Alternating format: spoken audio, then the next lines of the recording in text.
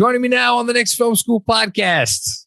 He is at this point, he's our most regular guest. It's going to be pretty soon. You're going to just turn on episodes and it's going to be him and not me, which I don't think anybody would mind, for his wonderful insights. Even if he got a little pushback the last time he was on this episode, we'll get into that in a minute. What's the word again? An aptonym? Aptonym. Is that what we're going with? Not an aptonym. I wish I could think of a way that your name wasn't. I would be if like love dogs. I worked at some sort of like feline grooming service. There you go. Cat. If you love cats, Fred Katz of The Athletic. Hello, sir. How you doing? I was in a mood the last time I was on the pod.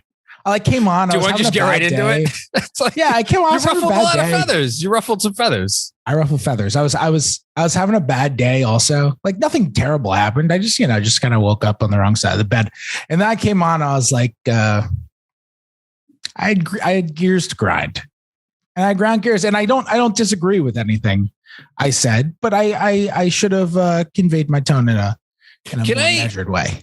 Can I run something by you? And I wanted to know what you think, because you're in different shoes than me, because you're not a fan of this team or any. Mm-hmm. I mean, maybe you're a fan. You're a Yankee fan, right? Yeah, I'm a Yankee fan. Yeah, I'm not a fan of any basketball team. No, you're not a fan of any basketball. And I never was a Knicks fan. I didn't grow up a Knicks fan. Right. There you go. Over the last several weeks, because I've carved out my position on the same sort of hill that you staked claim to last time you were on the show. And I've had to take a step back, and I've had to this is going to sound fucking ridiculous. I've had to reassess what fandom is. I'm are there really any rights and wrongs? It's like you have a team that you root for, and then sometimes it goes well and sometimes it goes poorly. And if it goes poorly, you feel things about, and you see what you want to see and you don't want to see what you don't want to see. And whatever your way to deal with that, whether it's sending out angry tweets on Twitter or just being F this, I want to see this guy, fire this person. Is there anything wrong with any of this? These are the conversations that I've literally had with myself over the last several weeks. So I don't know what that has to do with anything, but you ruffled feathers last time because certain people have had certain positions about this team, and you push back against that. So you're coming at it from a slightly different perspective. You're a journalist covering them. So how do you feel about this? I think we are all on a giant sphere that is spinning around an object that's expanding and is going to burn everything in cosmically not that long of a time into the future. None of this matters. None of it matters. That's great. I think none of it matters at all. That fantastic. Said, it's funny. When you cover a sport, I've never covered MLB a day in my life. The only professional league I've ever covered for 1 second is the NBA. And it's funny though, when you cover a league and you're just kind of around teams, you know how teams work, you know how interviewing works, you know how players work. It bleeds into the other leagues. You really do naturally lose your fandom when you cover a team. You just lose your fandom for that. You see how the sausage is made, and you start to you don't think of athletes as athletes anymore. You just think of them as people you see at work, Okay. And so it's just, it's just different. It becomes weird to root. It just becomes it feels unnatural. And so it makes me watch Yankee games, even though I'm a huge Yankee fan. It makes me watch Yankee games differently and think about Yankee games differently. Really? 100%. For example, when I was a kid growing up, Yankees signed Carl Pavano to a 4-year, $40 million. Oh, I remember that. And Carl Pavano gets hurt all the time.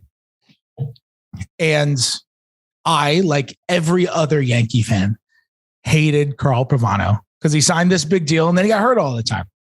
I was like, this guy Pavano, not tough. Can't get on the field. Look at him. Doesn't even want to play. And now after covering athletes who get hurt and seeing how they react to those things, I'm like, man, Carl Pavano probably was so much more upset about all of this than anybody else. He probably went through such a hard time And then he had all these fans coming at him being like, just, typical fans, like every other fans would be, because that's how, fans react. And now I'm like, you just have a different sort of perspective when you cover those sorts of guys, and so I think that just bleeds into other sports. But now we're getting a little existential here. No, but this. So I did just talk about how we're all just burning up and everyone's going to die. So I guess we can't go. No, but it really. That. This to me is fascinating to me. And I don't know, maybe it's only fascinating to me, but like I've really had to like ask myself over again, it's been like really months now. Like, why am I always in such a rush to come to Tom Thibodeau's defense? I've tried to get at the root of it, where it's like, I respect the amount of work that he's put in to get into this point and at like the top of his profession, and like how many hours he puts into the thing, which makes me personally willing to look past, decision X, Y, and Z. But that's like a personal thing. And like, I have to accept the fact that it's a personal thing, and that may not be like your personal thing or like Andrew's personal thing or whoever's personal thing, but it does make it interesting for me when I read like your latest piece, which was again about Tom and the work he's been putting in with the young players. And like, I reacted to that piece a certain way. And yet, as you joked with me offline, some other people had a different reaction to that same piece. And it's like the same words, So it's funny to me. I don't know what's funny. There are two funny things about the reaction. And for those who don't know, I wrote a piece at The Athletic that went up on Wednesday. Absolute must read. Great quotes in there. I appreciate that. It was about kind of these young guy practices that Tibbs has been hosting all year and even dating back into last season, where he gathers all the young players before they have practice and they just drill offensive sets over and it's over him, and over. Right? Correct me if I'm wrong. It's him. It's not some assistant coach. It's like he's the one running the practice. No, it's him. Every time it's him.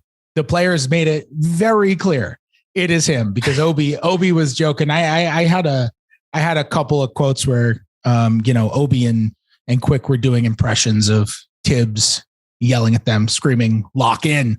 And really? It was very funny. Yeah, but it didn't translate to print, because it was impressions. It was just, Quick saying, I think it was Obi saying, lock in, and Tibbs and Quick saying something like, let's go, or something like that. Who had the better impression?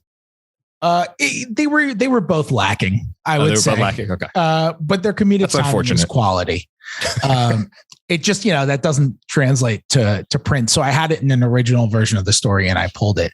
But yeah, Tibbs runs those practices, and it was just kind of about, I don't think that was always the case. I don't think the reputation of Tibbs not being invested in the young guys is completely unfounded, dating back to the beginning. And the story doesn't try to dispel that at all. As a matter of fact, it confirms it. I have a quote in there from Taj Gibson, where he talks about how when Taj first came into the league, according to Taj, he says Tibbs didn't really talk to the young guys. He didn't really talk to the rookies. And that the biggest change, and to be clear, that quote from Taj came on a question, which was, not prompted. It was not in the middle of a conversation about Tibbs working with young guys more. It was not his mind. The question that Taj, when he gave that quote, and he said the biggest difference between Tibbs 10 years ago and today, because Taj has been with him at every spot, is when Taj said the biggest difference is that he works with the young guys more and really likes talking to the rookies. The question was just, what's the biggest difference between Tibbs in his first year and now? It wasn't leading at all. Volumes. So the story was more, it's funny because I think some of the reaction to the story was like, this is a PR job for Tibbs, how much you getting paid, Fred? Is it checks? Is it hard cash? I mean, come on. And some of the reaction was, wow, look at this, totally validated. Yeah. And what I think is funny about it, you talk about, you kind of just see what you want to see. I didn't make any arguments in there. No. I don't think. I don't think all I did was just, here's what's happening, because you get to see what happens in the 48 minutes where Tibbs gives a shorter leash to the rookies and a shorter leash to the second year guys and a shorter leash to the third year guys, even the ones who everybody agrees are good players, except for maybe RJ. And And you in terms of the leash, just to be, I don't want you getting hot water. Exactly. You were saying, except for RJ being a good player, you're saying RJ with the leash. Yes, RJ with the leash. Yeah, exactly. Listen, man, we have aggregators here. Just like a swipe on RJ. No, but it's you see that, but you don't get to see. And I think an important part of my job is giving a behind the scenes look at things. But you know what's funny? Like, I did not expect that story to get the reaction that it did. I did no original reporting for that story. Like I did none, except for maybe putting in one line about how Mitchell, a lot of people attribute Mitchell Robinson's improvement as a positional defender to just him watching more film. I mean, that's not exactly the biggest story I've ever written. I don't know how one would get better at positional defending without watching more film. I don't know how that's possible. I think it's probably true for every guy who's gotten better as a positional defender in the history of the league. But I did no original reporting. All that stuff was already out there. I wrote that Taj quote in like November.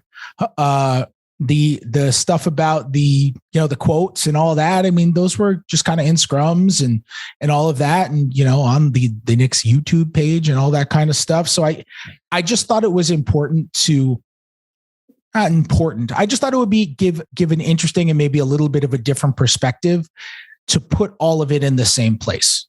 Because when it's strung out over a million different places, it's just harder to contextualize, And I'm not going to say you're right. You didn't take a position, but you noted something which I thought was important, which is I'll quote your story. You said there were valid arguments to give more time to Quickly and Toppin that had nothing to do with development. You point out how they were consistently better with them on the floor. You also, I think, had something in the story about decision making in terms of late game situations and how that clearly was not something that worked well for the Knicks. Like there is validity to everything that people have been pushing back against Tibbs throughout this entire season. And I think you give credence, to those opinions. But I'm like you, I think it's important to people tend to try, tend to try to make this stuff black and white, which is like either these young players have always been this good and like nothing that they do off the court like changes that. They would have always been the right players to play for 25 or 30 minutes, or it's like completely in the opposite direction. And like, no. It was like they were never going to be better until the very end if they got all this time. And like the truth probably lies somewhere between. Was there an earlier time to play them more minutes? Yeah, probably.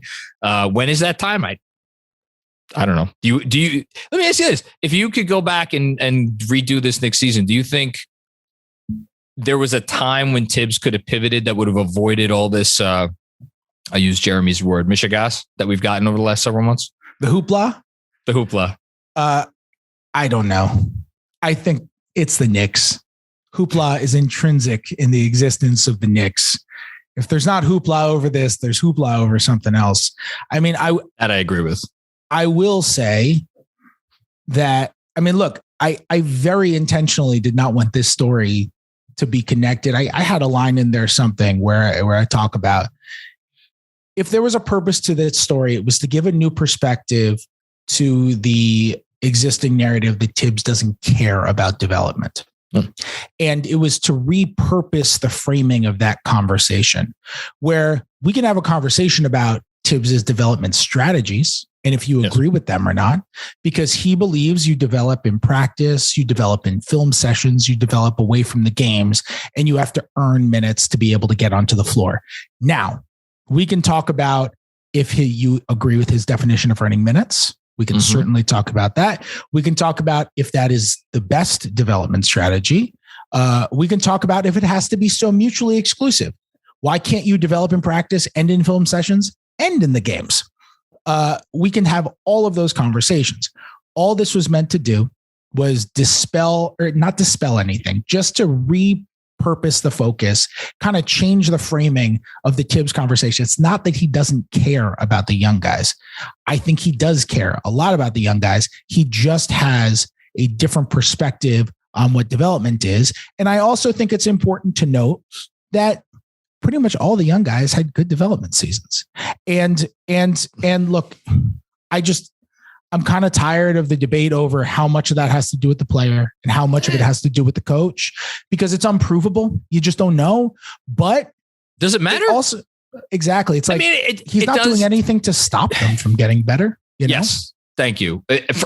Again, I'll speak from the fans' perspective. It's like a lot of stuff went wrong this season, and there's a lot of valid arguments against a lot of people. But if you told me before the year that we were going to see meaningful growth from all the players that we saw meaningful growth from, and again, you get into this really well in the story, I'd have taken it probably, because I think if you'd ask any Knicks fans, like, what's the most important thing that happens this season? Nobody would have said wins and losses. Nobody would have said, oh, we win X amount of playoff games or this. No, they would have been like, does RJ Barrett get better? Does Obi Toppin get better? Does Emmanuel quickly get better? Like, do the rookies look good? Does Mitchell, like, that's what people should care about. A lot of stuff went wrong, but I think all that stuff went right. And I think you're wise to point that out. Doesn't mean Tibbs did a great job, but you know, I also think the way that we talk about coaches is kind of wrong. We talk about coaches in a similar way to the way we talk about players. And we should really talk, or I should say, we talk about coaches in the same way we talk about stars, when we should really talk about coaches in the same way we talk about role players. I think aside from a handful of coaches, Eric Spoelstra, I was about to say, Eric Spoelstra is a great coach no matter where you put him. Nurse, I don't care probably. who he's coaching. Who'd you say? Nurse, probably. Yeah, maybe. Nick you know Nurse. what? Maybe not though, because like Nurse has a personality where not everybody gets along with him. That's fair. Like there are a handful of coaches who I think are like great no matter what, but only a handful. And the rest of them, if you're good enough to become an NBA head coach, you are probably a good coach for some players and a bad coach for other players. Yeah. And because not everybody accepts coaching the same way. Not everybody reacts to personalities the same way. And not everybody speaks the same language and has the same values and the same background and all that kind of stuff. And to me, if you happen to get a team with a lot of guys who you're a good coach for, you're going to look like a really good coach. And if you happen to get a team for a coach with a lot of players who you're not a good coach for, you're going to be a bad coach. I mean, when I have this conversation, the number one guy that I like to mention, just because I think he's the greatest example I can think of, is Lionel Hollins, where oh wow, he was he ended up getting fired in Memphis. Yeah. But they won constantly. He was well respected. The players loved him. He was a great coach for Tony Allen and for Mike Conley and for Marc Gasol, because Zebo. He was, and for Lord knows for Zebo, he was responsible for saving. I don't want to say responsible, but he played a massive part in saving Zebo's career. Zebo made all NBA teams under him. Right. Which it's insane. And he was just considered like, he was the shining example of the good stats, bad team guy until he went to Memphis. Yeah. And now he's remembered as a winner and a teammate. And, he loved the whole thing. Exactly. And he's absolutely, his numbers retired. I mean, he's beloved in Memphis. And I think Lionel Hollins was just a great personality matchup. Those guys received that message. They played to the same identity. I mean, those were like iconic teams, and they made a Western Conference Finals. They won 50 games every year. I mean, those were really good teams. And then he goes to the Nets and he's with Brook Lopez and Darren Williams, who are completely different personality sets. And it crashes and burns because he was a terrible coach for Brook Lopez and he was a terrible coach for Darren Williams. And I don't think Lionel Hollins was a worse coach in Brooklyn than he was in Memphis. I don't think he forgot how to coach. I think he had a team that wouldn't accept his message. And I think getting back to Tibbs, I think Tibbs needs to be graded on good coach because he's an intense personality. So I just think he's a good coach for some people and he's not going to be as good of a coach for others. I think he's a good coach for RJ. Oh yeah. He and RJ seem to have a good relationship. They do a lot of those one-on-one film sessions, I know. And RJ has developed nicely under him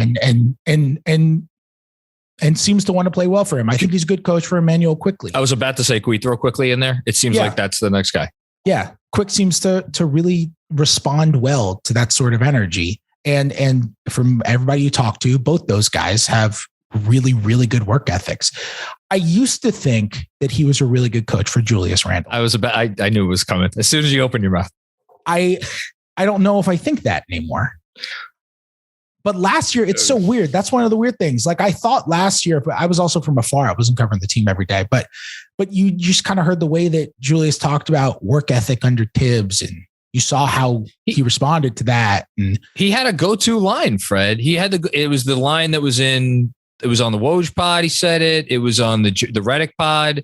It made its way into some other. I mean, I asked for a coach, or I asked Leon, get me a coach who's going to hold me accountable. Like that was the PR. It was like the Julius Randle PR tour. Tibbs was part of it.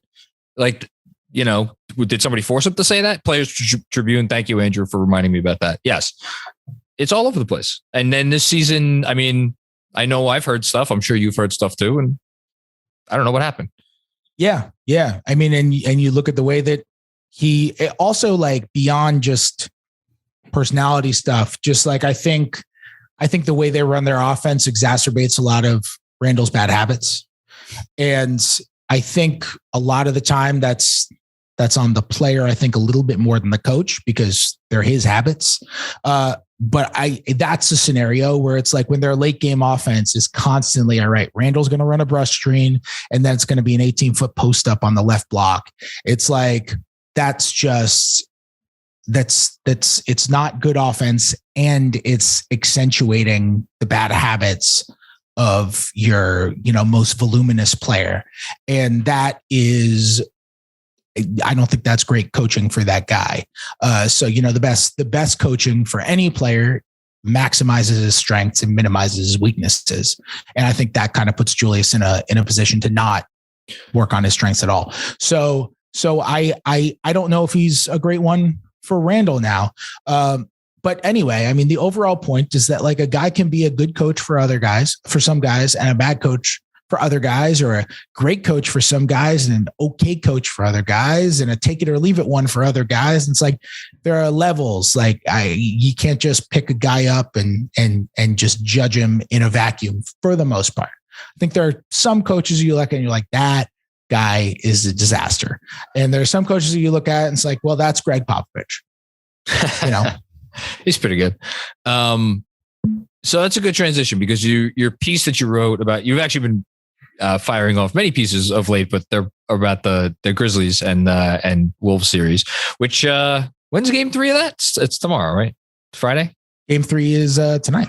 It's tonight. Oh my goodness. I'm completely, playoffs come at you fast, man. If you don't look up, you're going to miss them.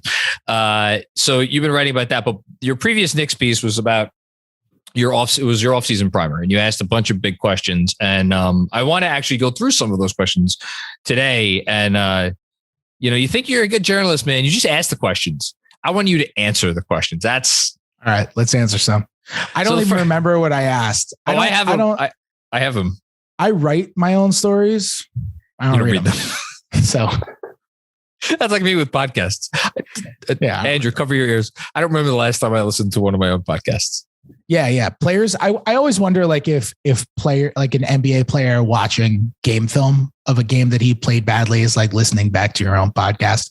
Like, do they have that, like, grating? You know how you hear the sound of your own voice on recording and you're like, it's so grating. I can't stand that sound. Like, I wonder if just like Mitchell Robinson looking at like a bad help defense play is just like, oh God, might just be terrible. It might. I wonder how much game film. Well, you wrote that he watches a lot of game film.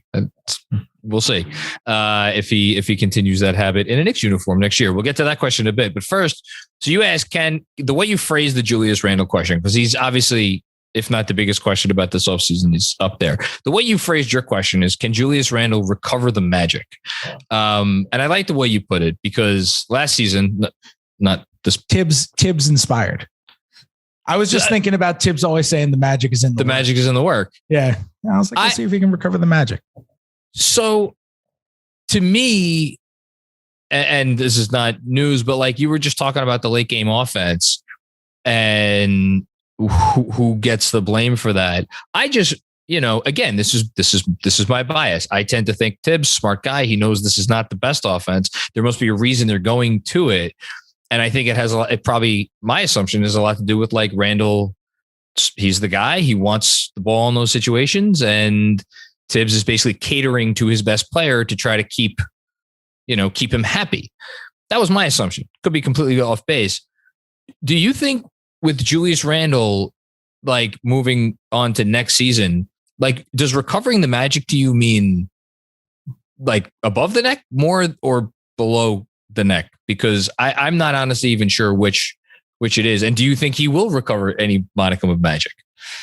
I think it starts with decision making.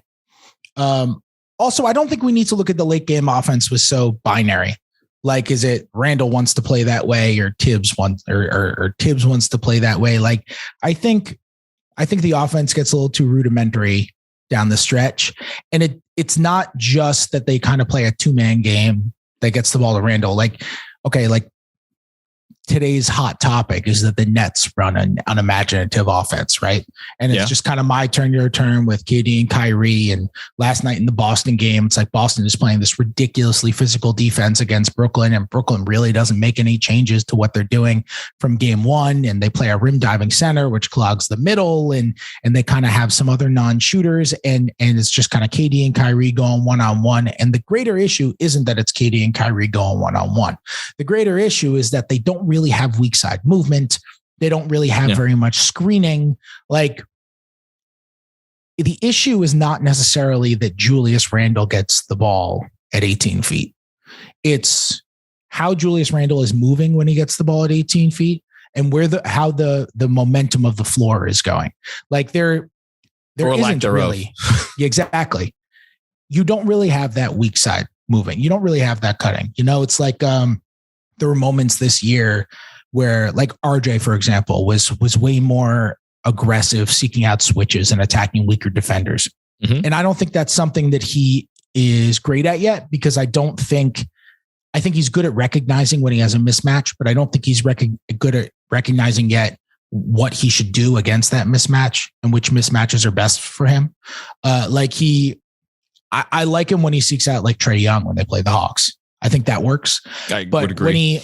When he seeks out a big and then shoots a step back, I'm like, that's still not a good shot, even though you got a big on you. So I think there are certain ways that he has to learn. And I think that's something that Tibbs is working with him on.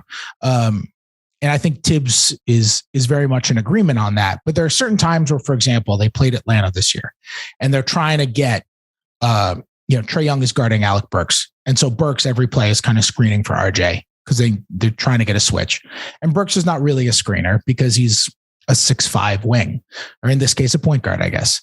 And Burks is not really a screener. So he's just not, I think it was DeAndre Hunter guarding RJ. It's like Alec Burks guarding DeAndre Hunter is like, you would like him to set that screen, but that's a tough screen for him to get. And they couldn't get the switch and they kept trying to do it. And it's like, there are other things that you can do to at least try to get it so Trae Young is not on Alec Burks. You can set a screen on the backside. You can have Obi Toppin run around a Alec Burks screen on the backside and maybe force those guys to switch. And now you have Obi come up with Trae guarding him and he sets the screen. You mentioned Spo a minute ago, and like in this series against the Hawks, like they're doing all kinds of this stuff. Like they're figuring out a way to hunt Trae Young every time down the floor. Right. And look, Spo is the gold standard. Yes. That dude is as good as there is. Just a first ballot Hall of Famer, in my opinion.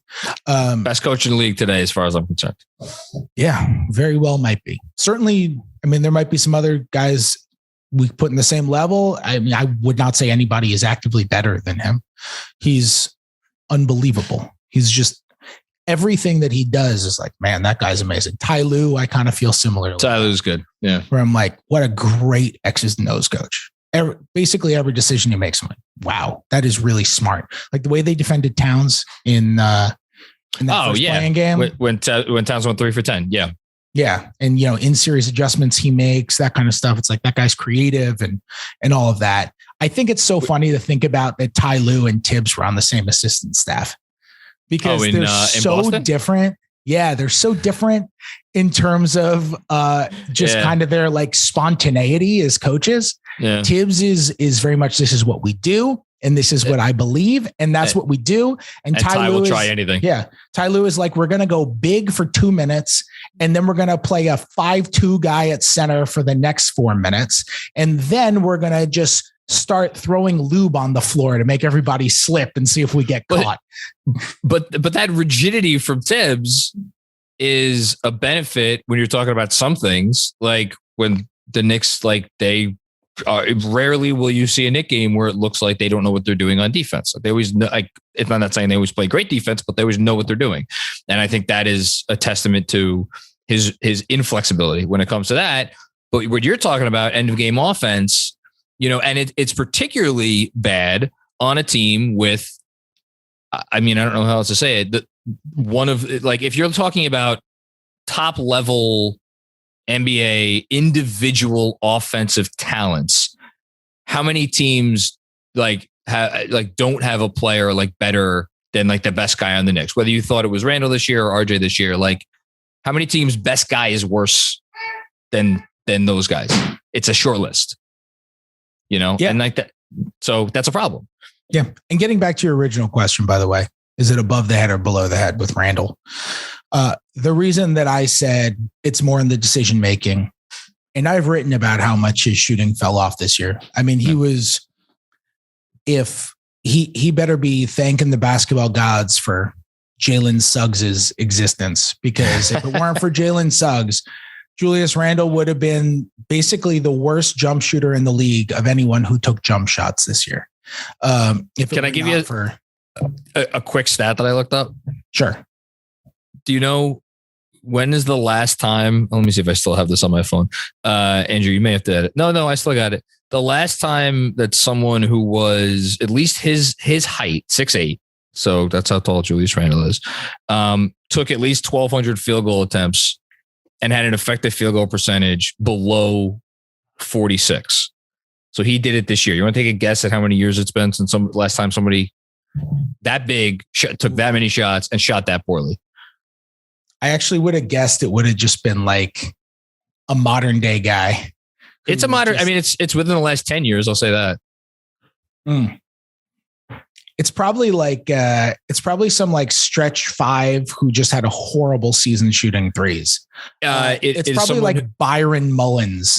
1,200 shots minimum, though. That's the thing. Oh, that's true. It was LaMarcus Aldridge as he started to dabble in taking threes back in the 2013-14 season. He just didn't have a very efficient year.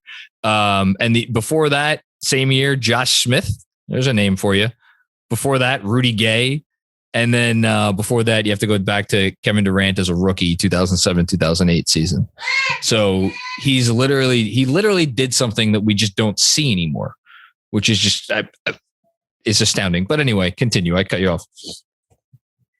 I would have been really excited if it were Byron Mullins. What a call that would have been. If Byron Mullins was the answer to a trivia question and you got that right, that would have been pretty good. But the thing is, like, obviously you'd love the jumper to come back. I think it's plausible the jumper comes back to some degree because like the efficiency just cratered. But part of the reason the efficiency cratered was because of the decision making. Yeah. I mean, he doesn't need to take all of those jumpers. And I think his facilitating wasn't as good this year. He's a really good passer. It's just that he's not always a willing passer. I am convinced that he sees everything when he chooses to see everything. He is a really good passer for a 4. And I think defensively, a lot of his problems are in the decision-making too, just like transition defense. It's just like, one question that I've asked players numerous times because I feel like it's the only follow-up to when teams say that we're not having good transition defense. I just ask, is that just about just like not running back hard enough? Because the only other thing that it could be is that you're not communicating well and matching up with the right guys. But almost always when teams say they're not running back hard enough and they're not playing good transition defense, and you respond with, "Oh, is that just running back hard enough?" They're like, yeah. And that's kind of a decision that you make. And it could just be exhaustion sometimes too, which is understandable. It's a very tiring sport. It is. But, and nobody's perfect, and that's understandable. But, just there are certain things defensively, the help defense, it's not physical. No, that's, him getting back cut on the weak side. It's not physical. So I think he is capable of being this level of a mid-range shooter and this level of a 3-point shooter and still being a really good player. He is totally capable of that because it's not like he was chucking threes before in any other year other than last year anyway. No, I agree. He was still a good player. He was. But that gets into potentially a roster construction issue. And you've written about this season, which is, do they play him more at center? Do they potentially get a stretch 5? It bleeds into the Mitchell Robinson decision. I'll say this. I don't see both of those guys being back next year. Maybe one or the other, but I don't know. We'll see. Let's turn to RJ. You asked, how much should they offer RJ Barrett? So I'm going to ask you, Fred Katz, how much should the Knicks offer RJ Barrett? I don't know. I haven't decided yet. Not the max. Not the max. Okay. No, not the max. I mean, I think they're like, some people assume it's going to be a max, and I don't know how you could assume that. I mean, we talked about the efficiency numbers with Randall. We could talk about the efficiency numbers with RJ too, which quite honestly, not much aren't better. That different. Yeah. And I've come on this podcast and said I think RJ has a chance to be an all-star one day. Mm-hmm. But the guys who get max extensions never have a chance to be an all-star. They're already all-stars. Otherwise, you don't get a max extension. Jaylen Brown didn't get close to a max extension. Giannis did not get the max. That was a weird one. That was a weird one. It was weird example. At the time. Right. Call me out on that. That was a horrible. No, it's okay. He didn't get it though. Okay, here's another one. Victor Oladipo got like 4 for 84. Yes. Those which was a good portion less than the max at the time. I'll give you one. It's going back a ways. DeMar DeRozan. DeMar DeRozan was like, obviously not this player, but he go back and look at his first 4 years. Like he was not a bad player. Like he was putting up numbers. It was low efficiency though. And he got like 4 for 40 and I remember, which was low at the time. And I remember people were like, should he be getting this much money? And who compares himself to RJ? Well, I should say, who do you know who compares himself to DeMar DeRozan? RJ Barrett. RJ Barrett. Like Drew Hanlon told me that the guy who they watch the most film on for RJ to kind of learn stuff from is DeMar DeRozan. Not stupid. I mean, if you could do what that dude does, sense. Yeah. It makes absolutely perfect sense. I think that if I were Drew Hanlon, that would be the guy that I'd be showing him the most too.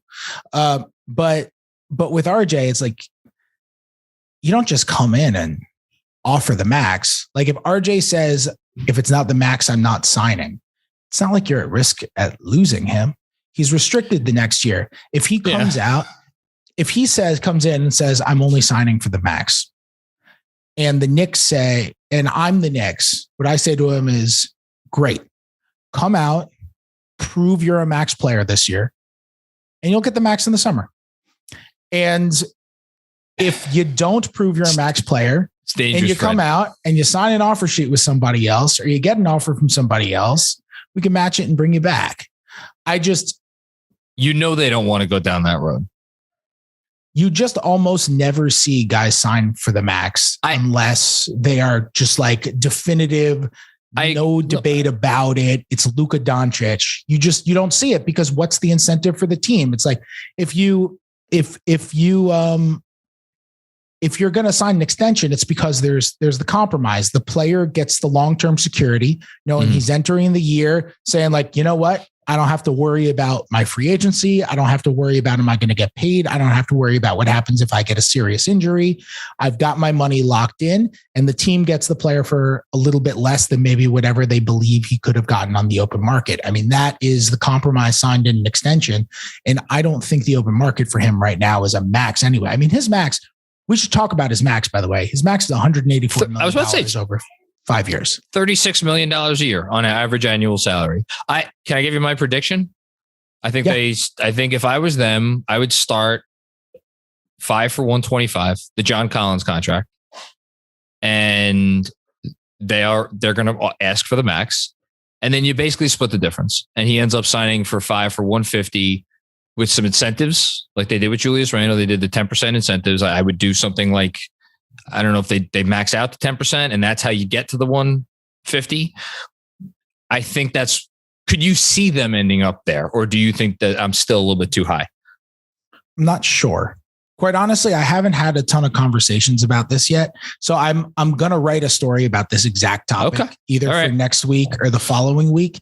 And I just will feel too stupid if I say something that I believe to be true now. And that's then fine. I immediately contradict it because I did more research and wrote it next week. So you might be right. I don't know. He's hard to figure because he's like, it's funny because for someone who's such an uncontroversial person, he's kind of a polarizing player, where he's low efficiency and the deeper analytics are not kind to him, but you watch him play and you're like, okay, I see something here. The thing with RJ, which I think is interesting, you see big extensions for certain guys who may not have earned it yet. One guy or maybe totally proven it yet. And one guy I think of with this is Kemba Walker, where Kemba was super low efficiency his first few years. And I forget his extension number. It was 4 for 48. Yeah. Which was seen at the time, if I recall, it was seen. Yeah. Yes. You remember Charlotte's justification for why? For why they gave it to him? Mm-hmm. No, I don't remember that. They were betting on the person. They saw Kemba's work ethic. They saw the underlying talent, and they were like, he is going to figure it out. I think they used the same logic for Michael Gilchrist. That did not work out as well. I could see a betting on the person sort of situation with RJ. Like that. Yeah. That I could see that as being part of a justification. Because, just kind of a justification of we're not saying that the player, I'm making up a number. He gets 5 for 150, like you said. Yeah. And the Knicks' internal logic is that they're not saying that RJ's 2021-22 season was worth $30 million, but they believe that over the course of his contract, he is going to improve to such a degree that he will be worth that money. And I don't think that's an unreasonable statement. I just am not I feel useless. Like I'm not totally sure how I feel about it yet. No, it's fair. I think I agree with you. Listen, I would not be, you could tell me next time you're on this pod that you spoke to an executive who was like, I'd offer him 4 for 80.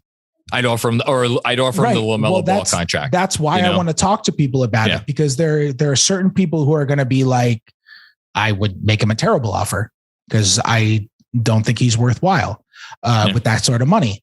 And then there are some people who are going to be like, wow, you look at the way I think everyone agrees he improved this year. Everyone agrees he improved this year. His decision-making is better. And the thing with RJ, which I think if you're going to argue that he is going to get much better, I think the greatest argument for him is he is keenly aware of what he's not good at. Yes. And willing to admit it to himself. Exactly. That's what I mean. Like the things that he works on are the things that he actually should be working on.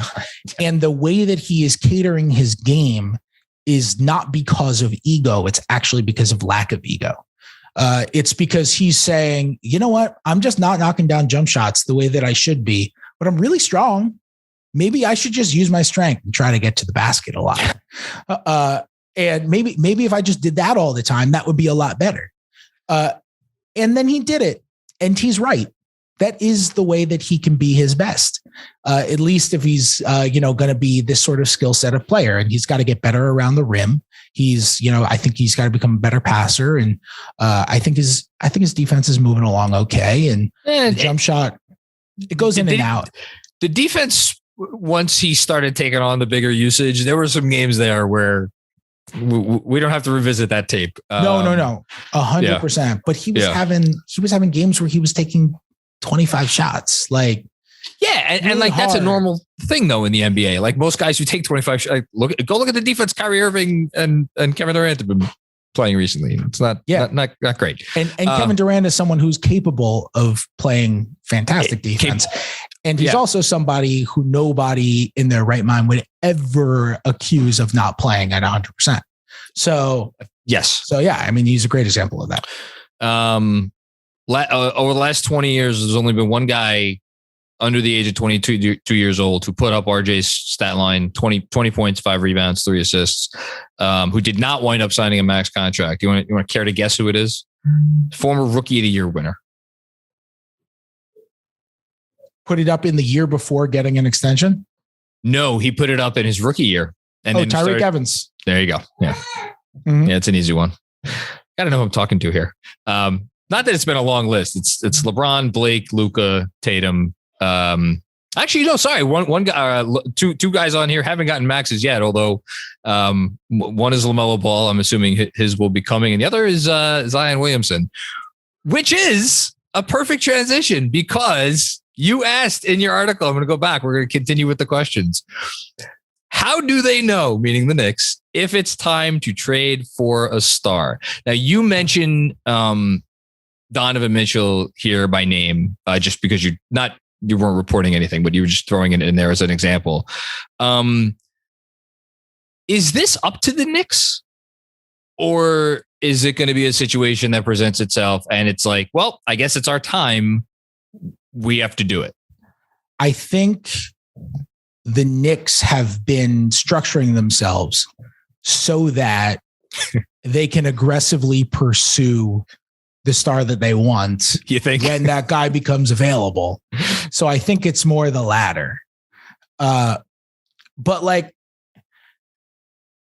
I don't know. Like, do you want to trade? I think people need to have the proper perspective of what it would take to get Donovan Mitchell. Like, you're not trading quickly and Obi Toppin for Donovan Mitchell. No. You're trading everything for Donovan Mitchell, unless you just make an awesome trade, in which case this is a stupid conversation. Because if the question is, right, I'm not coming back for 30%, Fred. I'm coming back for the whole thing. There you go.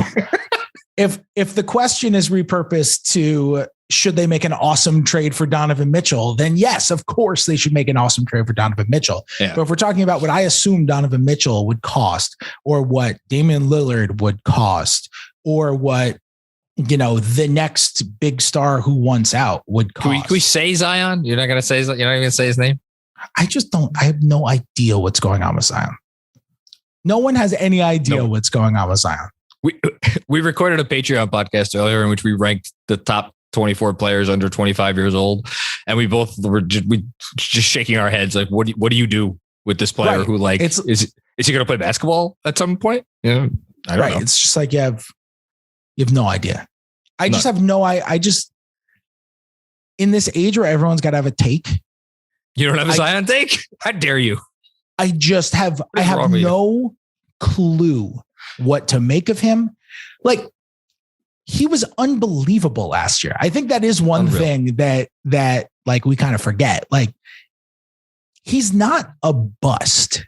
No, he was incredible last year. He was in legitimate All-NBA contention last year. If he had played more games, I think he would have gotten on one of the teams. Obscene watching him play last year, especially the second half of the year when they started to play him basically at point guard. And he became this extraordinary passer for someone so young and so large.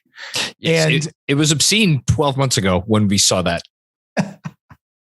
No, but that's what I'm saying. It's like,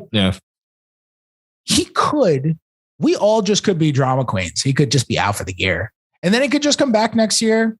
Then it's like, all right, this dude is averaging 27 and 9 and 5 assists. And I mean, it is insane seeing a guy, and I feel the same way about Giannis. It is insane seeing a guy stand 24 feet from the rim and say, you know what?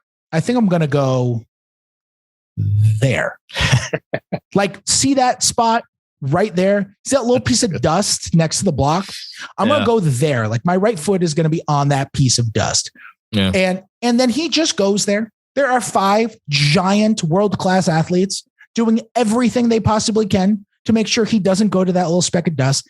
And he just kind of walks to the speck of dust, and then he can shoot his most comfortable shot. There are it's him and Giannis who can do that. And watching him do that last year over and over and over, it was absolutely outrageous. And do you think we're ever going to? I don't either. I don't know. I don't know if we're going to say. I hope. No, listen. I don't know. We'll see it again at some point. The reason I bring up his name in the context of this question is you went to Donovan Mitchell. If you ask me to again place our imaginary chips, if you ask me to place my chip on the star who prominently winds up in Knicks trade rumors this summer, I would place it on Zion as opposed to Donovan, because I think they'll wind up just trading Gobert and that'll be that. Could be. It's possible. Could be Donovan too. I don't know. Utah's like the ultimate bag. I mean, look, that's a question you got to ask. If they lose this series, especially with Luka potentially missing at least 3 games, if they lose this series after they've just been the ultimate bad vibes team, they gotta do something. And if somebody there asks out, I have no sources telling me that somebody is going to ask out. There are a million people around the league who believe that people are going to ask out, but that's not sources. I have nobody direct knowledge of it that they're going to ask out. But it's, been the fancy NBA rumors everybody and their mother knows for the last year. If someone does that, Utah has to have a conversation about one of those guys. By the way, if the Knicks are going to keep, let's say hypothetical, Utah loses. Okay. They decide we're blowing it up. If I'm going to write a mailbag either for tomorrow or for next week, and somebody asked me a Rudy Gobert question. Oh, I was like, this is a great question. Hey, Knicks should totally go for Rudy Gobert. Here's my from a purely theoretical basketball perspective, I think it makes sense. And I think but here's my hesitation. If, as you suggested a moment ago, and I think you're completely right on this, literally everything the Knicks have been doing has been gearing up for the inevitable trade for a star. I think, and if we were to agree, and I'm not sure we should agree on this, I am of the opinion that the 2 most likely names that they've been thinking of all the while have been Mitchell and Zion. Trading for Gobert takes you, I think, out of. People be furious too. Please. Oh, Jesus Christ. Can you imagine? People be furious. I just think he's like a perfect Tibbs guy. And I don't know. I just did exactly what I said that I hate to do. It's like, of course you should trade for Rudy Gobert if you get a great trade. I don't really know what Gobert's market would be because he's a specific fit. And there would be, I think it would probably depend on Randall not being there too, because you have similar offensive issues there. I mean, if they could just for argument's sake, right? Argument's sake, we're just having some fun here. If they can get Gobert with Randall and pick a salary, send Alec Burks back to the team that drafted him. Fine. It's Randall and Burks and I don't know, a pick. It would have to be more than that. You think so? Yeah. Yeah. You think teams Rudy Gobert has a one-man defense? For all the flack that Rudy Gobert got this year because the Jazz dropped out of the top 10 in defense, they had a 104 defensive rating when he was on the floor. I know the numbers. Yeah. The guy shot 49% on dunks and layups when he was the closest defender. Second best figure in the league, tied with Jaren Jackson. Rudy Gobert is as good defensively as he has ever been. 104 defensive rating when he was on the floor, by the way. 104 defensive rating would be by far the best defensive rating in the league if it belonged to a team. Same, by the way, as the Knicks defensive rating when Obi Toppin and Emmanuel Quickley were on the floor. Just throwing that out there. Clearly, they have the same. Fred, don't you know that means they're the same defensive force? Quickley is basically the Rudy Gobert of guards, of backup guards. Yeah. The only reason I push back on that a little bit is because I agree with you. His value is obvious. It goes without saying, it's significant. But if you're in a situation when you're Utah and you're essentially like, we have to trade this player because otherwise our other guy is basically going to force or is going to cause problems for us. Then it comes down to not should we trade him. It comes down to like, what's the best we can get for him. And I actually wonder is like, if they look at Julius Randle as like, is that the best, or is it, some package that Atlanta might offer with Capella I think or you some can other get team? a lot. I think Atlanta would be super into him. I think Dallas would be super into him. And I think Charlotte would be super into him. If I'm Charlotte, I'm just being like, screw it. We'll give you everything. That team wants to make the playoffs. They want butts in the seats. Yeah, but what's everything? It's Hayward's contract, and I mean, it's just like a bunch of but that's the thing is like you're talking even with who's the other team you just mentioned before Charlotte, Dallas. You're talking picks because those teams don't have. Yeah, you're talking picks. Yeah, is that what Utah wants? Is that what Donovan Mitchell wants? I have no idea what Utah wants. I mean, I'm operating under the assumption too that like you could just have to trade both. I don't know. There's so many hypotheticals here. Yeah, there's a lot. It depends on so many of them. I just think Gobert, I think there would definitely be a market for him. Like, even though he is on a super max deal, I think he had another great year. Like, I know he didn't win it. I would add him as my defensive player of the year again. I don't think that was unreasonable. I think he was great. Every time I watch the Jazz, that dude is holding up. They have no perimeter defenders. Royce O'Neal did not have a typical Royce O'Neal defensive season. Mike Conley, used to be an excellent defender, but you lose your foot speed when you get up into your mid 30s, and he's not the same. And Donovan Mitchell is not a top flight perimeter guy. And Bojan Bogdanovic, I actually think is a little better against like big wings. He can do some stuff against like big wings and stuff because he's strong and uses his strength okay, but he gets driven by. And it's like their whole defense is just like perimeter defenders who are matadors, and Gobert being like, let me clean up this mess for you every single time. And it's just, he is just an unbelievable impact defender. You have him and he is on the floor. Your defense is going to be good. And there are so few players in the NBA you could say that about, like so few. Draymond Green. You could count them on one. Literally, hand. Maybe those two.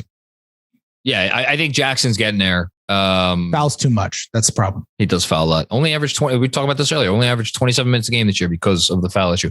Second most fouls in the NBA. You have a hard out. We'll end on a rapid fire. Literally, just give me the over or the under, because you asked a bunch of questions in that article about the rotation, young players, who's coming, who's going, who's playing, this and that.